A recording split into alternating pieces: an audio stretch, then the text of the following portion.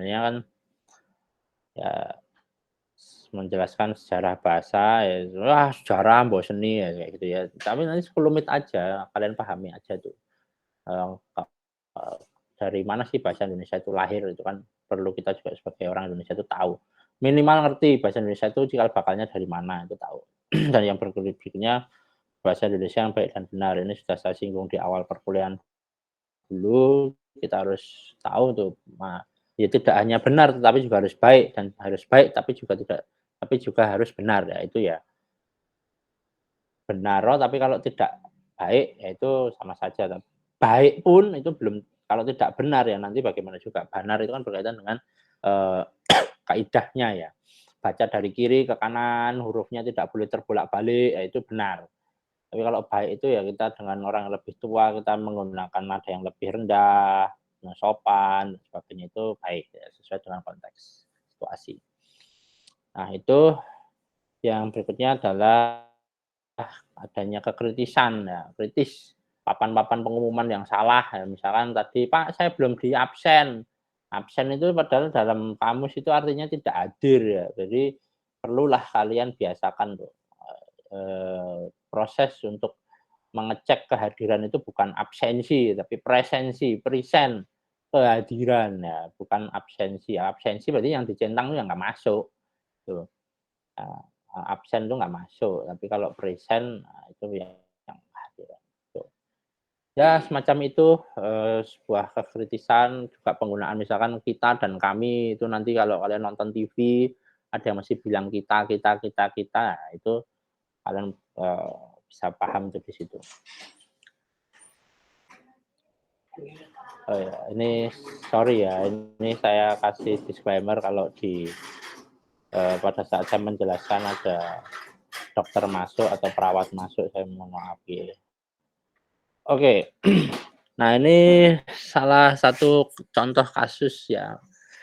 Nah, di situ kan, eee, pernah tidak ya kita terkadang melakukan kesalahan itu, tapi karena tidak ada yang membenarkan sehingga kesalahan itu terjadi terus-menerus gitu loh. Sama seperti halnya dosa itu kalau nggak ada yang menegur ya mbok lakoni terus ya kayak gitu. Itu kwitansi ya, kwitansi itu yang benar bagaimana penulisannya, terus kemudian telur atau telur ya itu, tapi pelafalannya kan telur Pak, kemarin bilang, "Iya, itu memang pelafalannya itu telur, cenderung O, tapi kalau dari segi tulis memang diwakilkan dengan U." Ya itu, terus dan lain sebagainya. Jadi kalau menuliskan kwitansi jangan sampai salah lagi, telur jangan sampai salah lagi. Tulisan dengan pelafalan ya, itu perlu dibetulkan. Terus, ya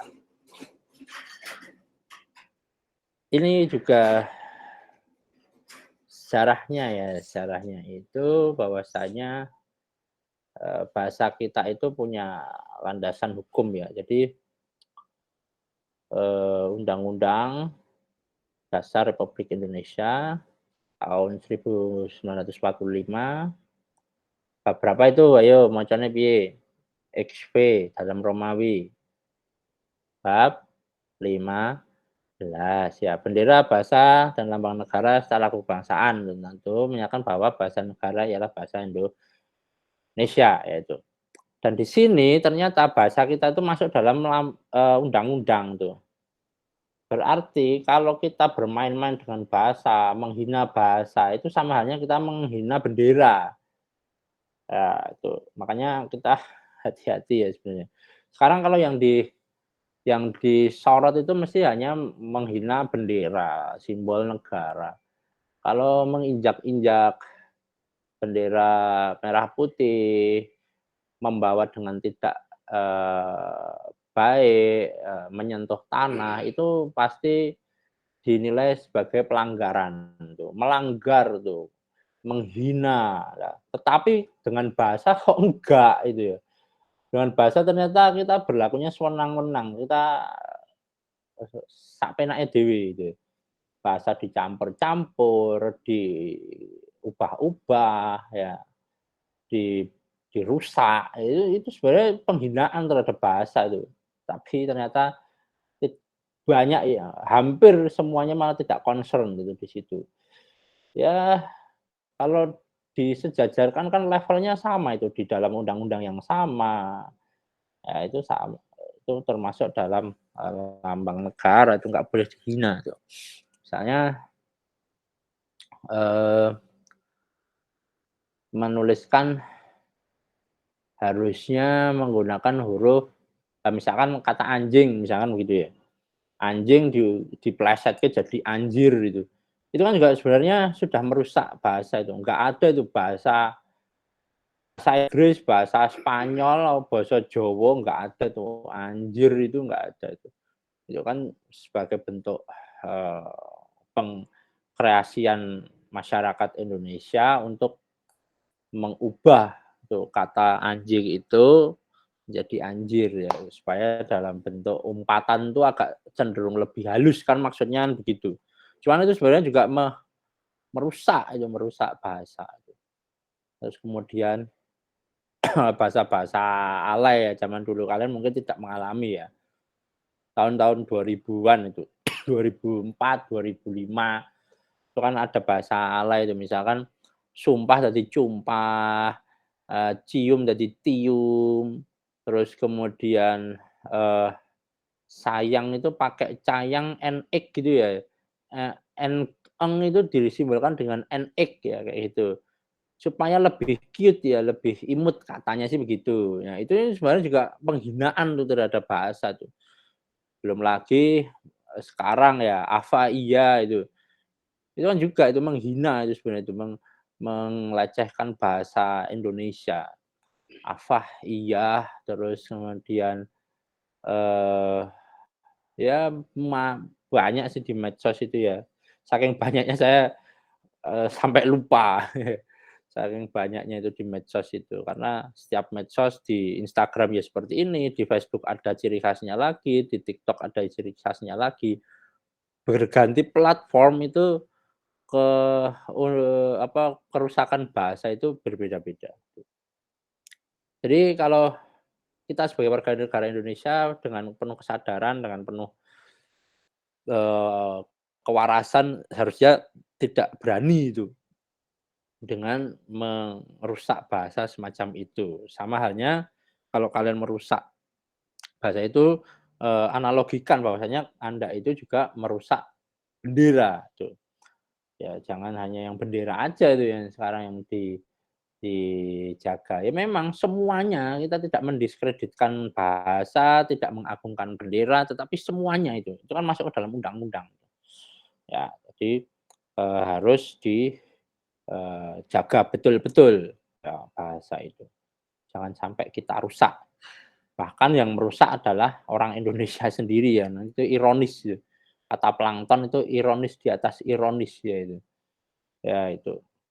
Oke, bahasa negara ialah bahasa Indonesia. Jadi memang bahasa, negara kita, negara Indonesia itu punya bahasa negara itu, yaitu bahasa Indonesia. Bukan bahasa Melayu, bukan bahasa Jawa, bukan bahasa Betawi, bukan bahasa Jakartanan, tapi bahasanya bahasa Indonesia tuh.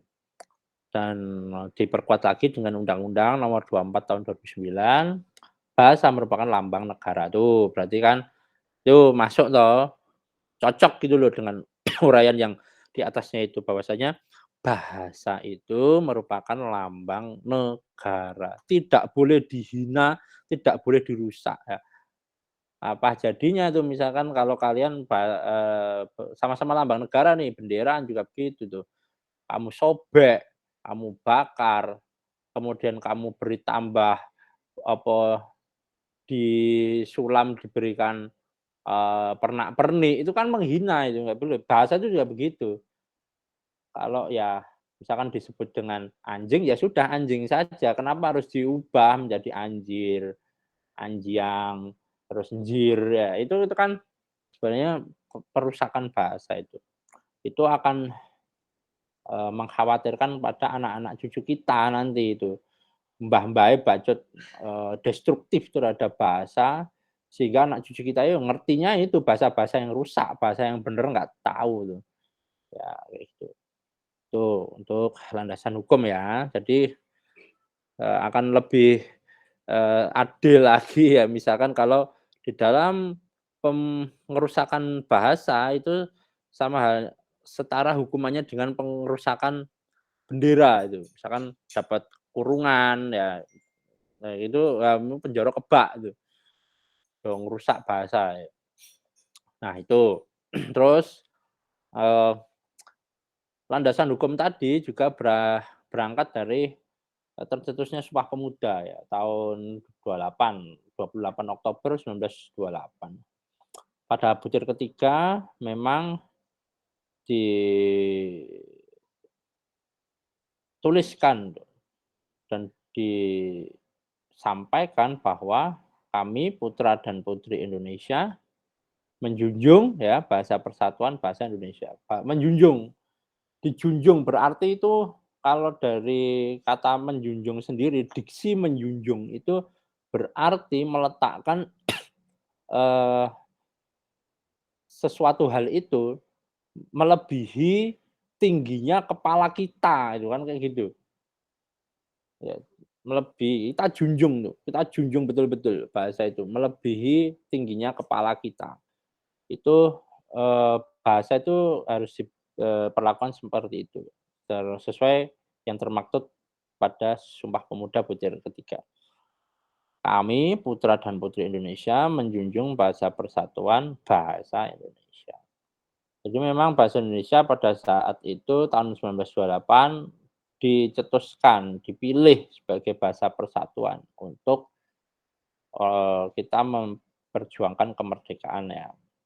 Jadi kita secara geografis ya terpecah menjadi beberapa pulau ya, antara Jawa dengan Bali, Jawa dengan Sumatera, Jawa dengan Kalimantan itu terpisah dengan laut ya. Lautnya itu kalau dari peta ya kayaknya cuma berapa senti aja, tapi kalau kalian buktikan secara asli itu dengan kapal pun itu bisa menempuh perjalanan minim-minim ya, eee bisa 5 jam atau 3 jam ya perjalanan kayak gitu. Itu berarti kan jauh tuh. Lantas bagaimana kalau tidak ada bahasa persatuan pada saat itu? Eee, Orang Indonesia yang menuntut kemerdekaan dari Sabang sampai Merauke itu ingin merdeka itu. Merdeka dengan sebenar-benarnya merdeka sehingga, eee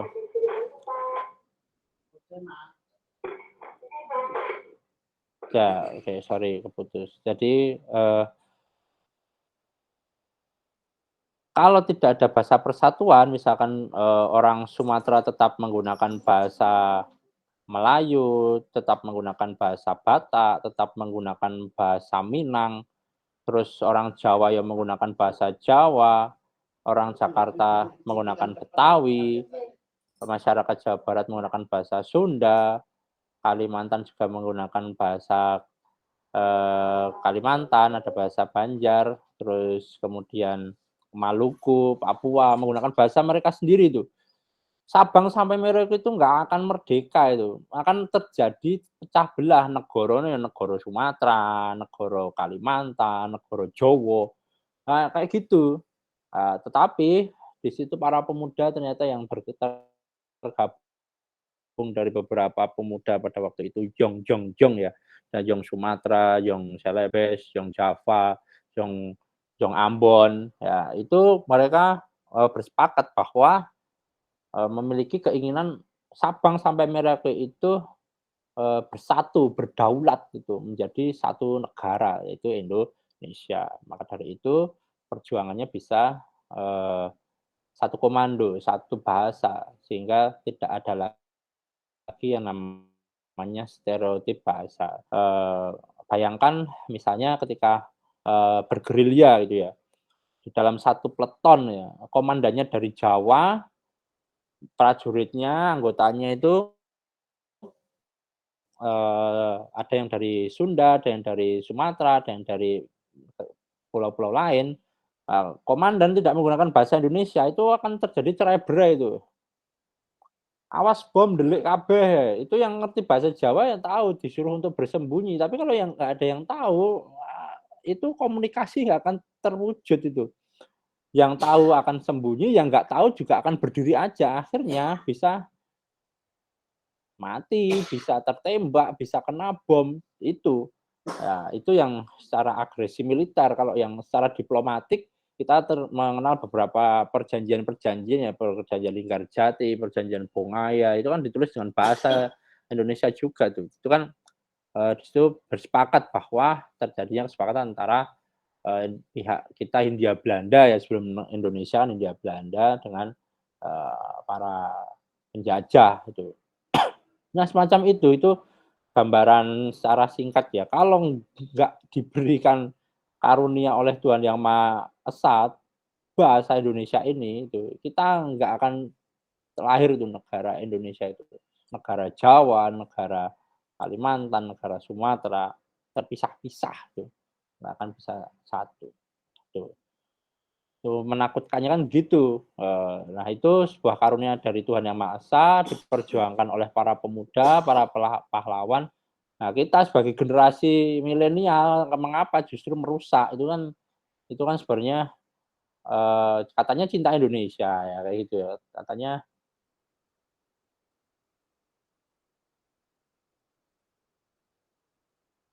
mengaku bangga kita renungkan. Nah ini lanjut lagi tentang bahasa nasional, ya sesuai dengan seminar politik, di Jakarta pada tanggal 25 sampai 28 Februari.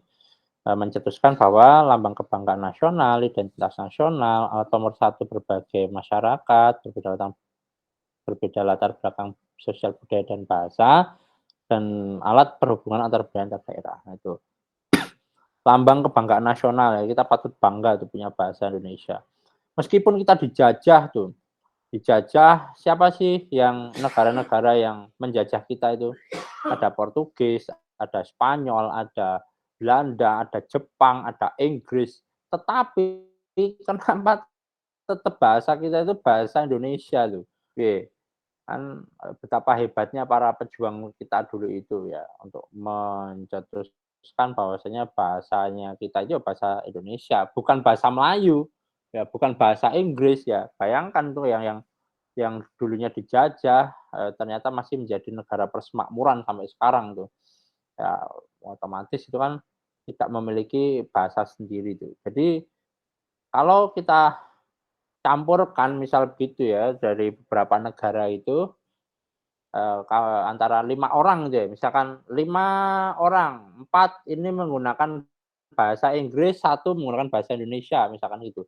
Itu kan kita otomatis akan tahu tuh, oh dari kelima ini, Pak Andi yang dari Indonesia karena menggunakan bahasa Indonesia, kita bisa mengidentifikasi. Tapi yang keempat orang ini menggunakan bahasa Inggris semua, nggak tahu entah dari Inggris kah, entah dari Australia kah, entah dari, Amerika atau dari misalnya Singapura. Nah itu kan kita nggak tahu, nggak ada yang tahu tuh.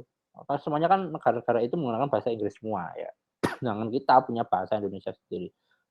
Negara mana saja yang menggunakan bahasa negaranya itu bahasa asli mereka ya, ada Thailand ya, Tawak Chap, Hap ya itu kan punya bahasa sendiri, Vietnam, ya ternyata ya banyak juga negara yang memiliki bahasa negara mereka sendiri. Jepang ya, orang Jepang itu bagaimana mereka sangat bangga tuh dengan bahasa mereka sendiri itu. Dan bahasa mereka itu mereka manfaatkan untuk menjaga kerahasiaan kecanggihan teknologi mereka itu, kan begitu, tidak diumbar-umbar ya. Kalau mau belajar teknologi Jepang ya sinau bahasa Jepang dulu kan gitu, tidak diterjemahkan dalam bahasa Inggris tuh. Orang Jepang tuh nggak bisa bahasa Inggris ya, mayoritas ya. Mbak Aiko bisa bahasa Inggris Mbak Aiko? Bisa dikit, Pak. Sedikit ya, ya. Heeh. Tapi benar ya apa yang saya sampaikan, orang Jepang itu memang memiliki, apa ya, me menyimpan ya, rahasia perusahaan itu dengan bahasa mereka sendiri ya, begitu ya, Mbak, ya? Oh, Aiko? ya mungkin, Mbak. Kurang tahu, Pak. Iya mungkin. Lahirnya di mana tuh, Mbak? Saya lahir di Batam, Mbak. Oh, di Batam ya. Oh iya. Oke.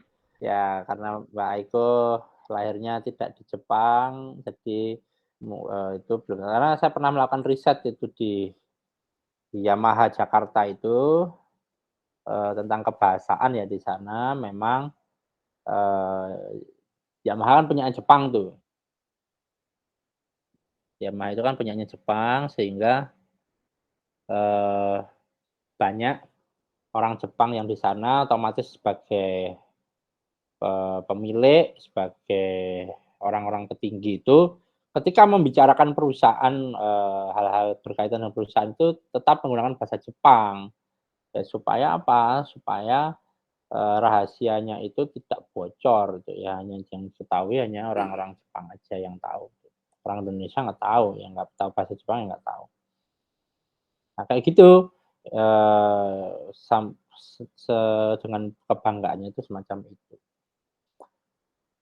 Terus identitas nasional ya sama halnya juga. 3 poin yang 3 4 pemersatu berbagai masyarakat dan alat perhubungan antar budaya antar daerah, ya itu tadi, kalau nggak ada bahasa Indonesia, mau pesan Shopee itu wis gitu ya, pesan Shopee itu kan pakainya ya bahasa Indonesia itu, kalau nggak pakai bahasa Indonesia, pakai bahasa Jawa apalagi aksorane aksara Jawa ya toh, kamu akan memesan sebuah baju itu susah itu yang nggak tahu bahasa Jawa ya.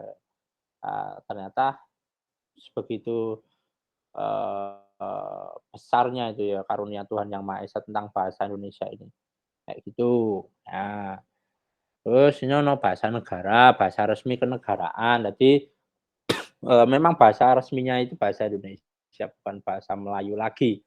Cikal bakalnya bahasa Indonesia itu dari Melayu ya, kita, mmm, tidak bisa memungkiri itu, memang dari bahasa Melayu karena memang pada saat, zaman kolonial dulu, kita masih Hindia Belanda, belum tercetus nama Indonesia itu masih menggunakan bahasanya bahasa Melayu. Orang-orang dari Malaka, ya para penjajah itu kan masuknya dari Malaka tuh. Mereka masuk dari Malaka, mengidentifikasi bahwasanya negara yang tempat yang akan mereka keruk rempah-rempahnya itu, oh ternyata menggunakan bahasa Melayu itu. Mereka pun juga menggunakan bahasa itu untuk mendapatkan hati orang-orang kita. Kan tujuannya mereka berdagang lah secara terselubung ya. Padahal maksud pada intinya adalah menjajah untuk mengeruk rempah-rempah, menguasai tempat segala macam gitu. Kan kayak begitu. Karena dari ujung Sabang sampai Merauke kita menggunakan bahasa Indonesia. Bahasa Melayu, sorry, bahasa Melayu. Akhirnya setelah merdeka, ya itu disepakati sebagai bahasa resmi kenegaraan, bahasa lambang negara. Ya, itu. Bahasa pengantar resmi di lembaga-lembaga pendidikan, ya oke, kuliah, sekolah, nah itu menggunakan bahasanya bahasa Indonesia. Kecuali memang mereka yang, berafiliasi khusus tuh menggunakan kurikulum dari Cambridge misalnya gitu, itu pakai bahasa Inggris tuh pengantarnya. Terus bahasa resmi dalam perhubungan pada tingkat nasional, ya otomatis ya kan KUHP, undang-undang, itu kan menggunakan bahasanya bahasa Indonesia semua tuh. Peraturan yang dibuat di Jakarta bisa diterjemahkan dengan baik bagi masyarakat yang ada di manapun bagian Indonesia manapun tuh. Nah, itu disahkan, dibuat peraturan, BBM naik, ya itu kan itu juga kita juga tahu BBM naik itu berarti bensin naik ya itu. Padahal kan BBM itu ya sebenarnya banyak tuh, bisa minyak, bisa Pertalite, bisa Pertamax, bisa Dexlite, macam-macam, bisa minyak apapun bahan bakar minyak ya, aftur ya BBM ya, macam-macam gitu kan. Nah, ketika ada informasi semacam itu, Jakarta yang mengumumkan yang kebakaran jenggot seluruh Indonesia karena ngerti itu maksudnya apa, BBM naik bahwasanya akan ada kenaikan, bensin ya. Kita gampangannya kan itu bensin bakal naik. Nah, bahasa resmi dalam pengembangan kebudayaan dan pengembangan ilmu pengetahuan serta teknologi modern, ya itu pasti itu. budaya ya, pengembangan kebudayaan. Meskipun itu budaya itu dari suatu daerah, misalkan tradisi mitoni, midodareni, kumbokarnan, ya itu kan dalam budaya Jawa tuh untuk persiapan di dalam menuju pernikahan tuh. Itu kan juga, menggunakan, bagian dari budaya suatu daerah. Tetapi tidak menutup kemungkinan orang yang memiliki latar belakang berbeda budaya daerah itu juga mempelajari sistemnya itu, tetapi pengantarnya tetap menggunakan bahasanya, bahasa Indonesia, diterjemahkan tuh dalam bahasa Indonesia. Orang Jawa belajar tentang budaya di, Batak, belajar di budaya Palembang, belajar di budaya Maluku.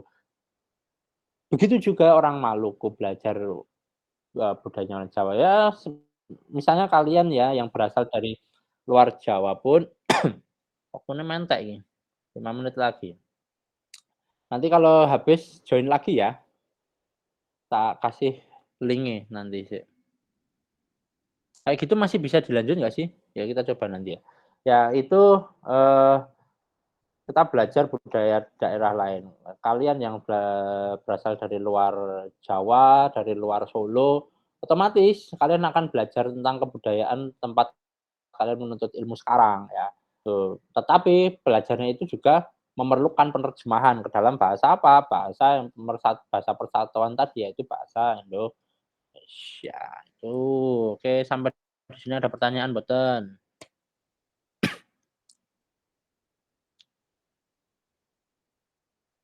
Ada pertanyaan nggak?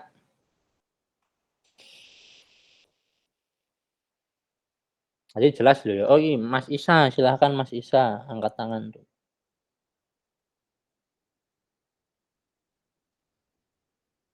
Kepencet, Pak. Ah, iya kepencet jare. Ya, oke. Jadi di sini kita sudah bisa mengambil suatu benang merah bahwa bahasa Indonesia itu sebuah karunia dari Tuhan Yang Maha Esa,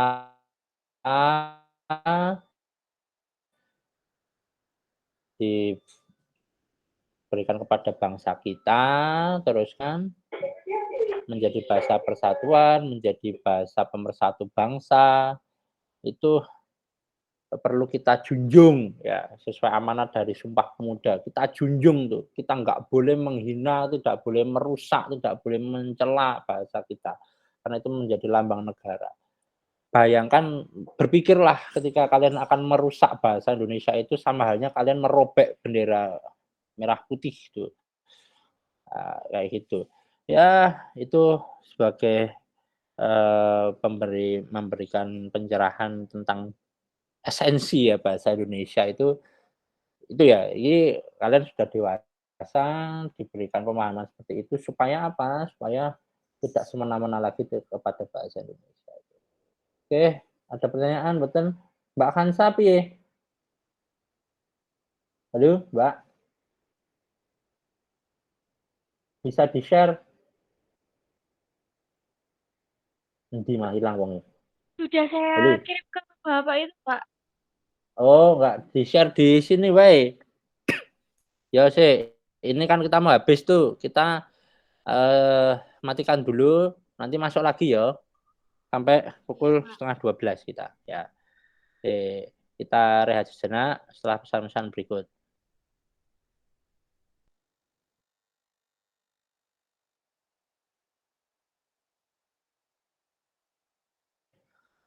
Oh, baik, saya lanjutkan ya. Kalau materi tadi sudah ada pertanyaan, it's okay, berarti sangat jelas ya. UTS awas wae nih do elek-elek nanti. Ya, oke. Topik bahasa Indonesianya 1 RA, 2 OA, 3 LBP, 4 frozen shoulder, 5 torticollis ya, 6 tennis elbow, 7 CTS ya. Ini kalau saya boleh bertanya, tolong dibantu ya untuk menjelaskan ini apa dulu, RA itu apa tuh? Panjangannya apa ini? Rheumatoid arthritis, Pak. Rheumatoid arthritis, Pak. Rema Anggohara, ini Nggih, Pak. rheumatoid. Artritis. Pakai D, Pak. Oh, sorry. Ar Artritis. Tritis. Ngene.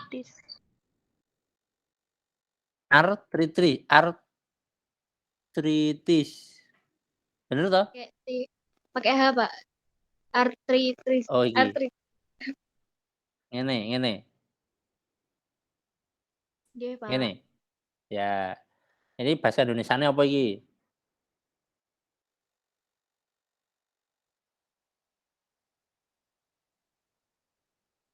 Ya, bahasa Indonesiane apa? Wes ngosek weh. Nyeri OA. Apa nyeri apa? osteoartritis. OA iki mau apa? O.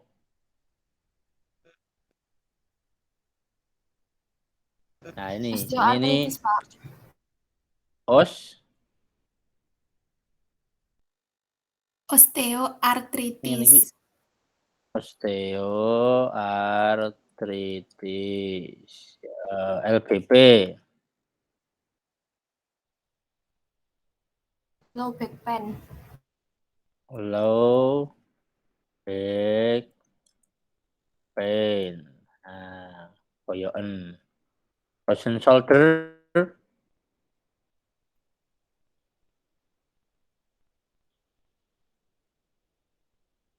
Apa itu frozen shoulder? Shoulder itu apa toh? Bahu, Pak. Nyeri sendi pada bahu. Nyeri bahu. Ya, oke. Alias kemeng-kemeng nang kene ya. Torticollis. Tangeng, Pak. Apa? Cengeng.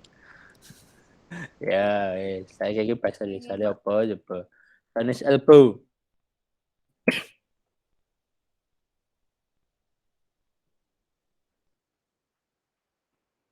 Tennis elbow.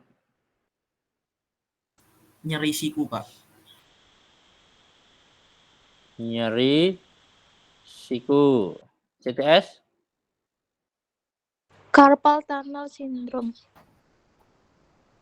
Wah, iki rada angel iki. Karpa. Ini.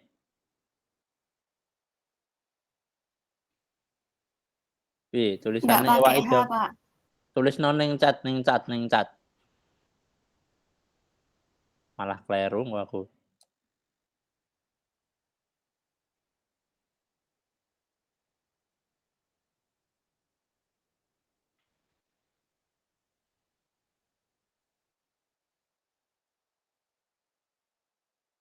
Carpal tunnel syndrome. Oke, thank you.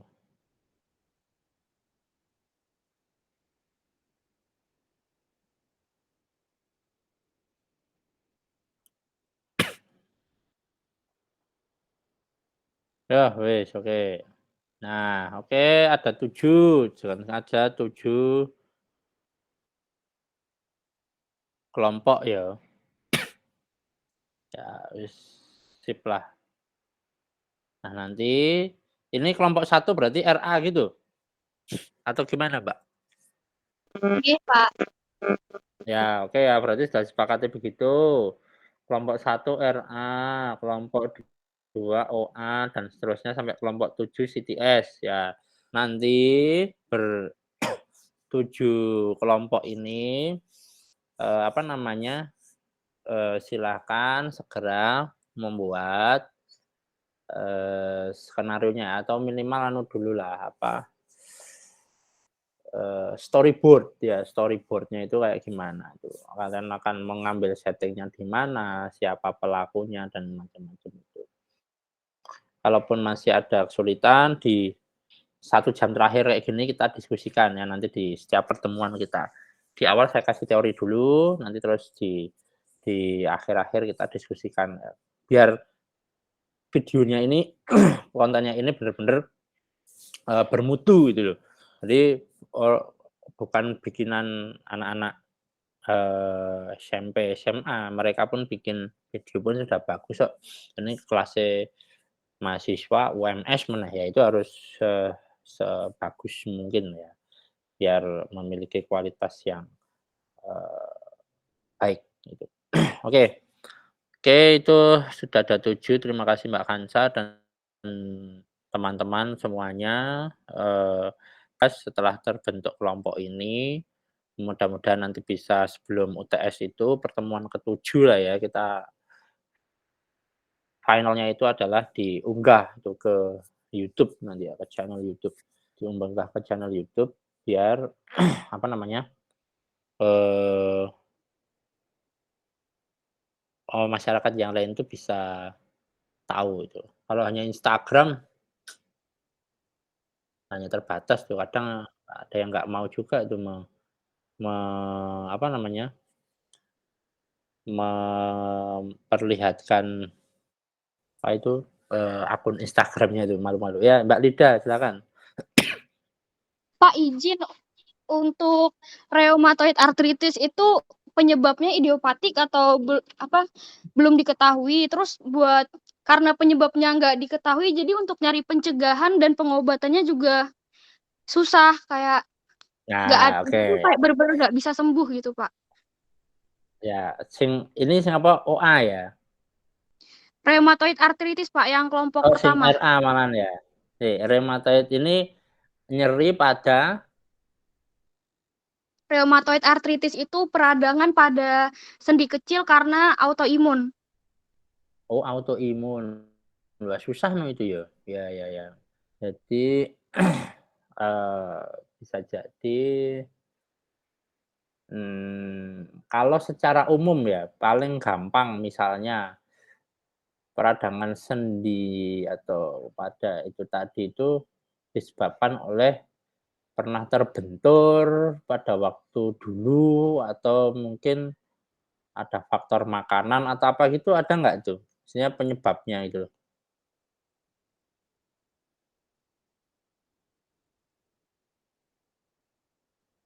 Kalau buat kayak karena terbentur gitu lebih ke fraktur, patah tulang gitu sih, Pak. Oh gitu ya, tapi kalau yang ini, ya pada umumnya orang itu kena RA itu sejauh pengamatan Mbak Lida dan teman-teman itu karena apa dulu itu ada nggak? Kebanyakan, ini kita ambil yang kasus paling banyak aja gitu. RA tuh karena autoimun sih, Pak. Nah, autoimunnya itu belum diketahui penyebabnya karena apa. Autoimunnya itu turun gitu?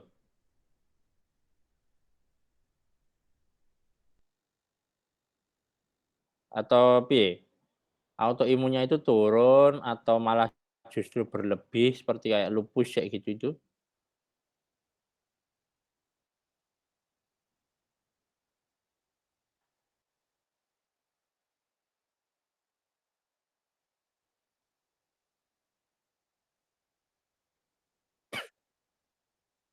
Oh, ya nakno piye ya, nek diganti gimana? Nanti susahi itu nanti, timnya susah, me timnya menjelaskannya itu susah, membuat videonya pun juga susah gitu loh. Karena kan, untuk mengetahui, eee, itu kan harus nggak hanya melalui identifikasi secara permukaan ya, misalnya kalau,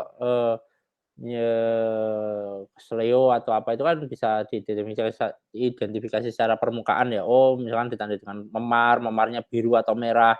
Nah itu kan bisa tuh diidentifikasi secara visual gitu. Tapi kalau RA ini kan enggak, harus menggunakan uji lab segala macam ya, kayak gitu ya. Nah itu, ini gimana timnya mau ganti? Izin, Pak, Ganti kalau topik? diganti GOT gimana, Pak? Itu apa ya?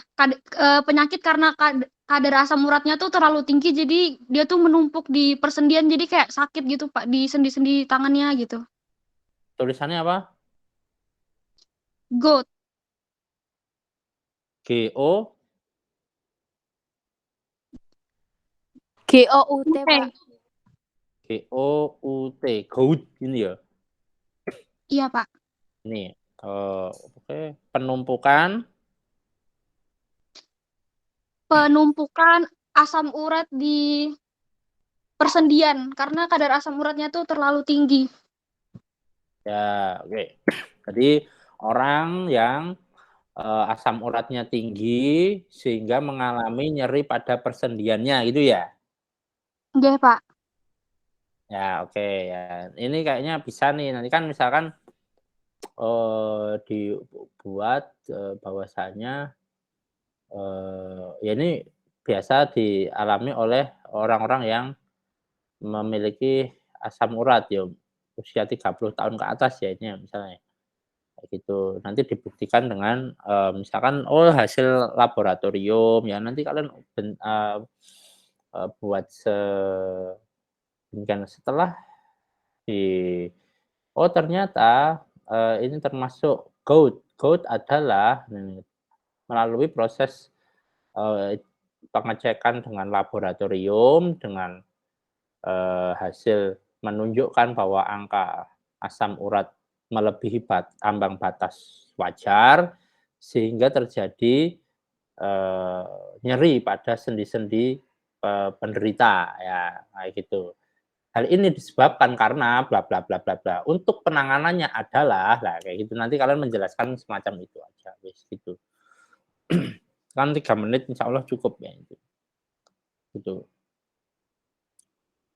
Itu berarti untuk kelompok satu ada penggantian nggih, good, it's okay nggak apa-apa. Ya ini, ada lagi yang mau berpendapat?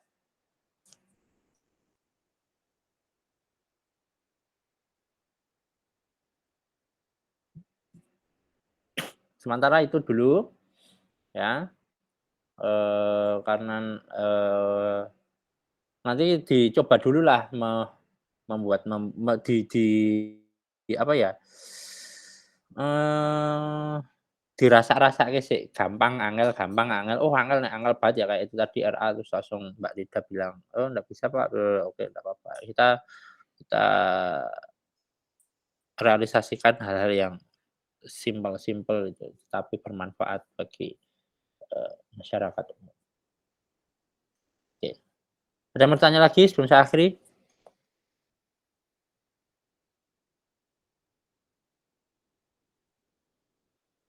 Kalau ndak Pak ada izin berarti bertanya, iya monggo Mbak Hanifah.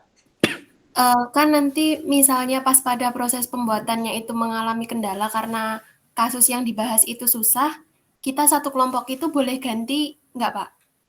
Boleh boleh. Maka dari itu kan ini masih ada waktu 1 minggu nih. Kalian diskusikan dengan, rekan satu kelompok, kira-kira, bisa terrealisasi nggak nih ya itu, bisa kita wujudkan nggak itu loh.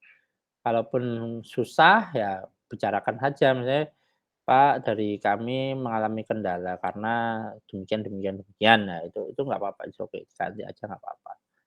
Itu ya, yang penting di sini yang saya tekankan penilaiannya itu di samping topiknya itu adalah tentang bidang keilmuan Anda, tetapi yang saya sorot adalah bagaimana kalian mengomunikasikan suatu kasus itu, ya terutama kasus, bidang Anda itu kepada masyarakat sehingga mudah untuk dipahami oleh masyarakat umum, itu.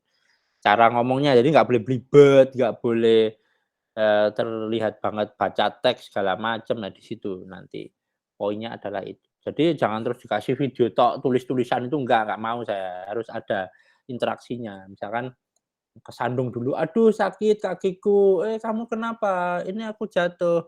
"Ini tidak boleh diobati dengan sembarangan, kita harus segera melakukan pengecekan." Nah kayak itu misalkan itu. Jadi ada ilustrasinya mini mini drama ya kayak gitu itu. Nah nanti ada satu orang sebagai ahli itu misalkan menerangkan itu.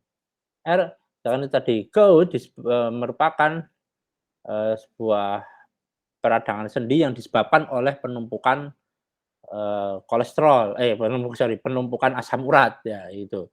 Ini biasa dialami oleh, orang pada usia sekian sampai sekian. Gejalanya adalah sampaikan tuh. Nah, itu yang penting itu kan nanti kayak gitu. Langkah pertama yang harus dilakukan kita ketika, bertemu dengan pasien yang mengalami gout adalah, bla bla bla bla bla bla bla, tidak diperkenankan kita untuk mengurut bagian yang sakit, karena misalkan gitu. Jadi artikulasinya jelas, terus pemaknaannya, terus yang berakting pun juga kalau itu sakit banget ya, harus bener-bener sampai, mengernyitkan dahi ya kayak gitu. Jangan terus ketoknya sakit banget karena guya-guyu, itu nggak boleh juga ya. Itu nggih. Jadi itu sebagai bentuk, aktualisasi Anda, bagaimana Anda berdemonstrasi untuk menyampaikan suatu kasus yang tidak melulu harus menunggu lulus fisioterapi sih ya. Sampaikan dengan menggunakan membuat konten seperti ini, itu insya Allah lebih lebih cepat ya, dan itu membuat memotivasi kita itu untuk, berkontribusi secara positif. Nggak cuma kita foto-foto di rooftop-rooftop, tempat-tempat, hits aja itu di-posting-posting, ya kita sekali-sekali bikin yang bermanfaat sesuai dengan bidang keilmuan kita, kayak gitu. Ya, itu nggih. Jadi boleh Mbak Hanifah nggih, nanti di tengah jalan kalau ada kendala, tapi ya jangan mepet-mepet banget. Hamin seminggu pengumpulan ganti, wah itu nanti bisa enggak itu nanti kamu. Tuh, terus karena nanti kita upload di YouTube kalau mau pakai, background misalkan yang NCS ya, non copyright ya, yang jangan pakai yang lagu-lagu punya copyright, nanti nggak bisa diunggah nanti. Tuh. Itu, ada lagi mau tanya? Ya, kalau tidak ada sudah jelas ya. Semoga nanti diberikan kelancaran perkuliahan kita, kalian tugasnya juga lancar. Jangan sungkan untuk bertanya ya. Semoga minggu depan kita bisa luring, bisa berdiskusi